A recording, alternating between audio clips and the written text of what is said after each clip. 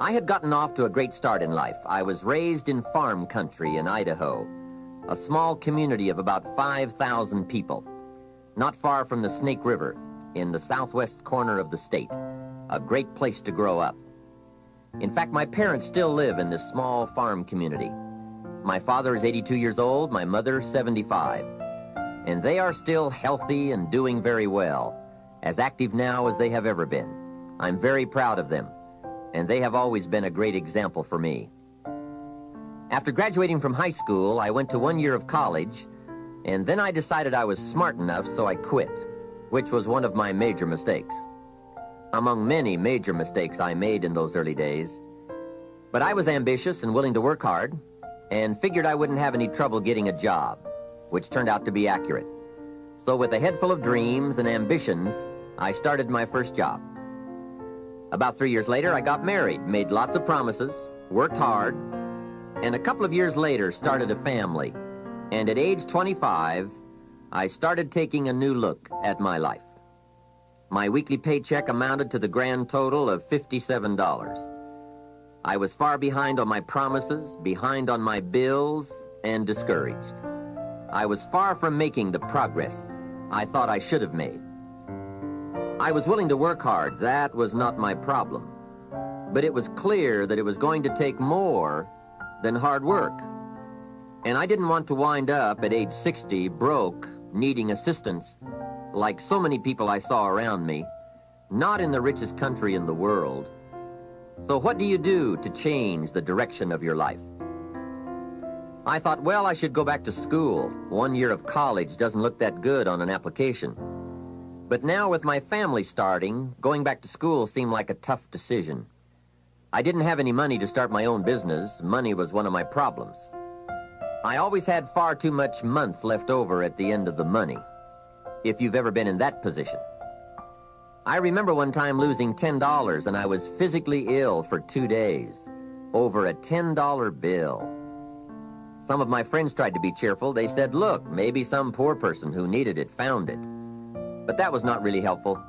I must admit at that time in my life, benevolence had not yet seized me. I was the person who needed to find $10, not lose 10. So that's where I was at that time in my life, behind on my dreams, and constantly wondering what I could possibly do to change my life for the better. Well, at age 25, good fortune came my way. And many times it's difficult to explain good fortune. Why do unique things happen to you when they do?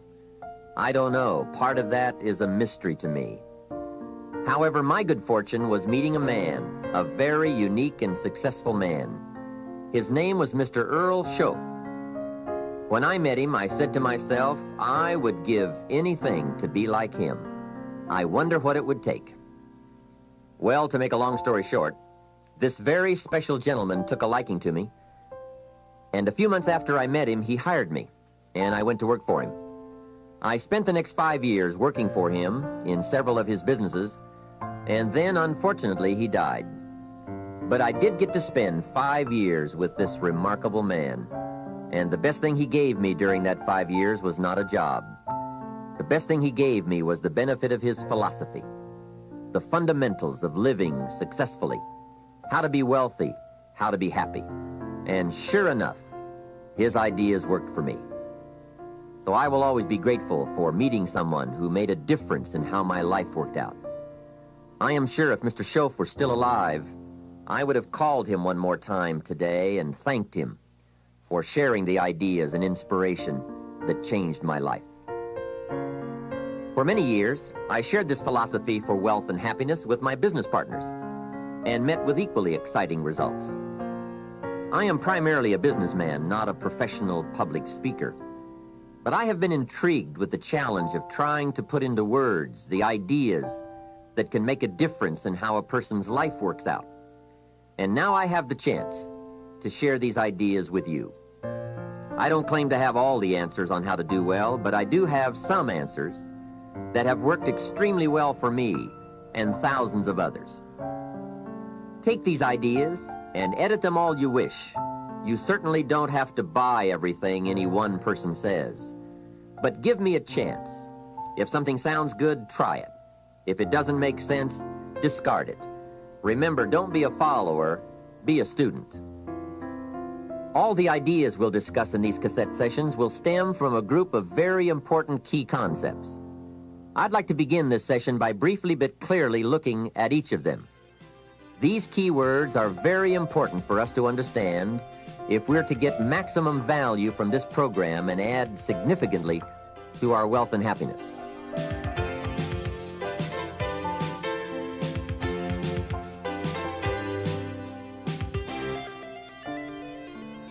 The first key word is fundamentals. What a most important word, fundamentals. This word calls attention to the primary issue in our quest for greater success. It is the key word in making our lives work well. Fundamentals. Those basics that build the foundation for accomplishment, productivity, success, and lifestyle. Fundamentals form the beginning, the basis, the reality from which everything else flows. And remember, there are no new fundamentals. Fundamentals are old, well established. Beware of someone who claims to have a new fundamental. That's like someone who claims to manufacture antiques. We would have to be suspicious, right? So fundamentals, basics, they are so very important to understand and consider and practice if you wish for the good life. And may I add here, make sure you don't go looking for the exotic answers to success. Success is a very basic process. It doesn't fall out of the sky. It doesn't have any mysteries, nor does it fall into the realm of the miraculous. Success is merely a natural result that comes from the consistent operation of the practical fundamentals. As someone wisely remarked, to be successful, you don't have to do extraordinary things. Just do ordinary things extraordinarily well. Mr. Schoaf, my teacher, gave me many great phrases I'll always remember. One of them was, there are always about a half dozen things that make 80% of the difference. What a key thought, a half dozen things. Whether we are working on our health, wealth, personal goals, or professional enterprise, the difference between our ultimate success or inevitable failure lies in the degree to which we are willing to seek out, study, and to go to work on those half dozen things. For a farmer to reap a plentiful harvest in the fall, for example, the major basics are fairly obvious. Soil, seed, water, sunshine, nourishment, and care. Each fundamental being equally in need of study and attention, for together they bring about the best chance for a successful harvest. A good question to ask before undertaking any project or setting any new objective, then, is what are the most important half dozen things that will make the major difference in how it works out? So whether the enterprise is art or architecture, music or sculpture, mathematics or sports, business or farming, success or lifestyle, it's the fundamentals that count. To understand them and to practice them is to take the first intelligent step toward accomplishing your objectives and living your dreams. The second key word for us to consider is wealth. Wealth is a word that brings about a wide variety of mental images, and that is part of my purpose in these cassettes, to provoke that wide variety of mental images, for that is where the dreams are, that is where the inspiration comes from, and that is where true incentive is born. The mystery and mixture of mental image, the stuff and the staff of life. Its right use, its constant use is the way to a life unique and a life abundant. Now, to one, wealth means having enough financial substance to be able to do whatever you wish to do with your life. To another, it may mean freedom from debt, freedom from the constant claim of obligation. To yet another, it means opportunity. And to many, wealth means $1 million. That's a unique word, millionaire. It rings of success, freedom, power, influence, pleasure, possibility, benevolence, and excitement. Not a bad mental image. Now we could talk of the wealth of experience, the wealth of friends, the wealth of love, the wealth of family, the wealth of culture. Wealth of many kinds. However, in this program, we are more specifically going to talk about wealth in the sense of financial freedom. Wealth that comes from the conversion of effort and enterprise into currency and equity. For each of us, the amount of money required to be wealthy will differ. But the dream for all of us, I'm sure, is the same. Freedom from financial pressure. More freedom of choice, freedom to enjoy, and the opportunity to create and to share. Wealth, the possession of great financial resources that improves the quality of your life and gives you added dignity and expanded lifestyle. So decide for yourself what wealth means to you. Latch on to your own mental image of wealth, and let's see if the ideas I'm about to bring to you will make sense and perhaps provide you with the inspiration to put the plan into high action so that as the days pass, you will discover a growing sense of freedom and dignity, self-worth, substance, and lifestyle. The next key word is happiness, the universal quest. Happiness is a joy that most often comes as a result of positive activity. Like wealth, it too has a wide variety of meanings and interpretations. Happiness is both the joy of discovery and the joy of knowing. It is a result of an awareness of the full range of life, the color, the sound, the harmony.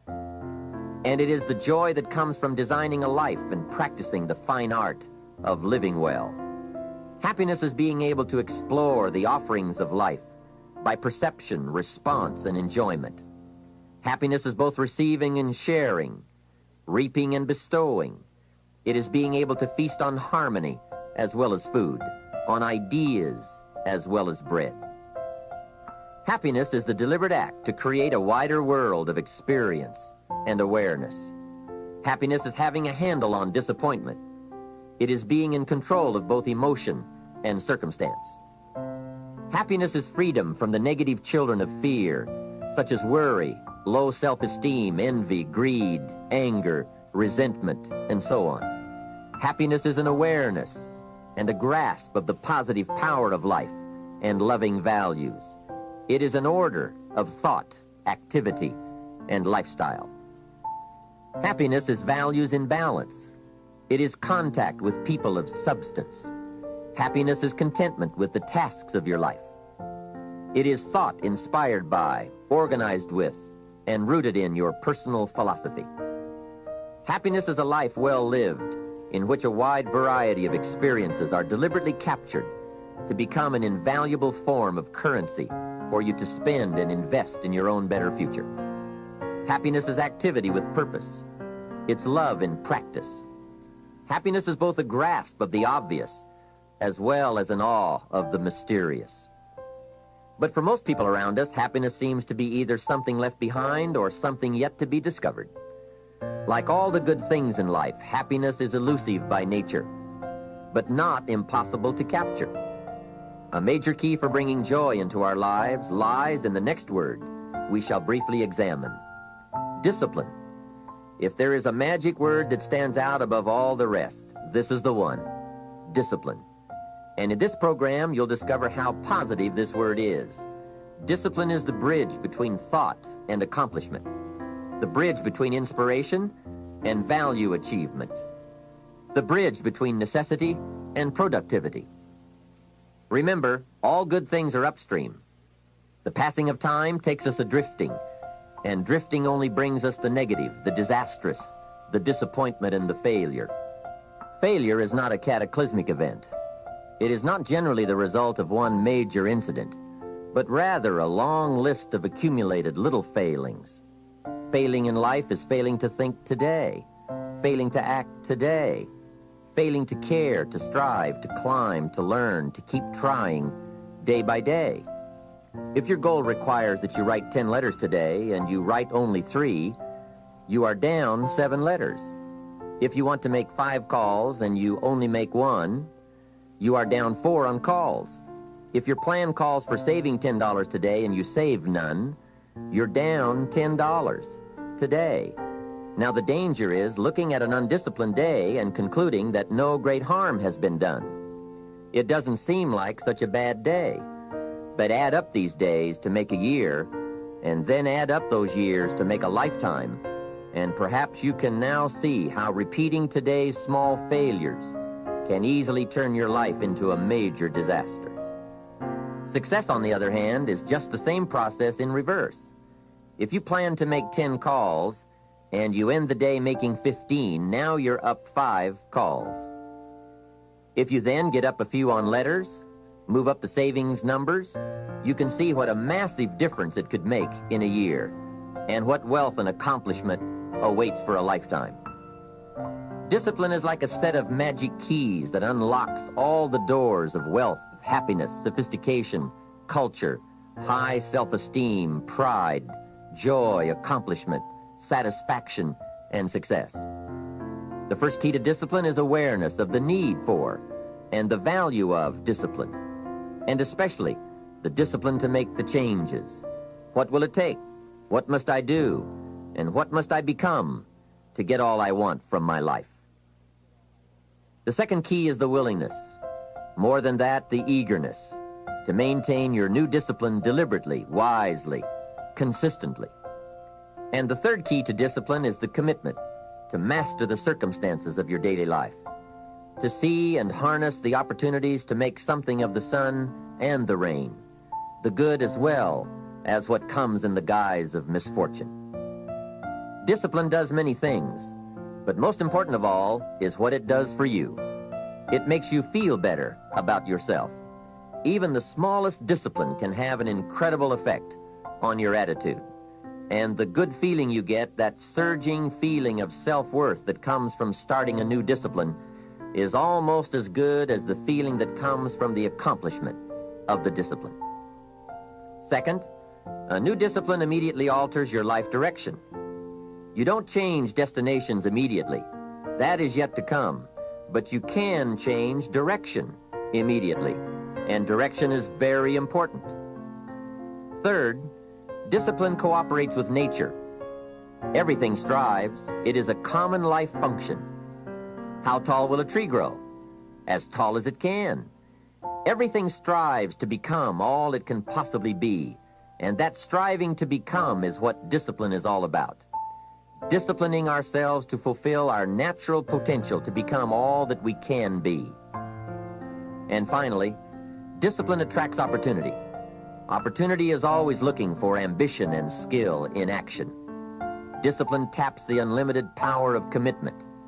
The human will in action, driven by inspiration, enticed by desire, tempered by reason, guided by intelligence, can bring you to that high and lofty place called the good life. Discipline, those unique steps of intelligent thought and activity that put a lid on temper and a faucet on courtesy, that develop positive and control negative, that encourage success and deter failure, that design lifestyle and control frustration, that enhance health and curb sickness, that promote happiness and manage sadness. Discipline, the start and the continuing process that brings all good things. And remember, anyone can start the process. It's not if I could, I would. It's if I would, I could. If I will, I can. So start the new process. You can begin a new habit no matter how small it is. Small isn't important. Whether or not you start and whether or not you continue are all that is important. And don't be deluded by an affirmation. Only affirm what you are truly prepared to do. Many of us delude ourselves with our words into believing that we're making changes and making progress, when in fact our daily activity is taking us in the exact opposite direction of our affirmations. Why would you walk in the opposite direction of your dreams? The man dreams of wealth and walks daily towards certain financial disaster. The man wishes for happiness and thinks the thoughts and commits the acts that take him to certain despair. So to have a prosperous life, start a prosperity plan. To become wealthy, start a wealth plan. Remember, you don't have to be wealthy to have a wealth plan. A person with no means can have a rich plan. If you are ill, start a health plan. If you don't have energy, start an energy plan. If you don't feel good, start a feel-good plan. If you're not smart, start a smart plan. If you can't, start a can plan. If you haven't, start a have plan. Anyone can. Even a bad person can start hearing good messages and reading good books. Recognize that the start of the better life, the happy life, the wealthy life is today. This is exciting. Both the process and the result can begin today. Start the new journey today. If you think of a new idea, today is the day to begin the discipline of putting that idea into action. Set this day up as a long, busy, exciting start for your new life. Get your first book for your new library today. Begin your new practice of setting goals today. Start clearing out a drawer of your new orderly desk today. Start eating an apple a day on your new health plan today. Put some money in your new investment for fortune account today. Start reading with intensity for your new wealth of mind plan today. Write a postponed letter today. Make a delayed telephone call today. Pick up your camera and take a picture of something to start your new treasury of photographs today. Get some momentum going on your new commitment to the better life. See how many activities you can pile on in this first day. Go all out. Break away from the negative downward pull of gravity. Start the thrusters going. Prove to yourself that waiting is over, hoping is past, and that faith and action have now taken charge. It's a new day, a new beginning for your new life. With discipline, you can't believe the list of positive moves you can make in the first day of your new beginning. What have you got to lose? Only the despair and fear and guilt of the past. Only the dissatisfaction and unhappiness and lack of fulfillment of the past. Only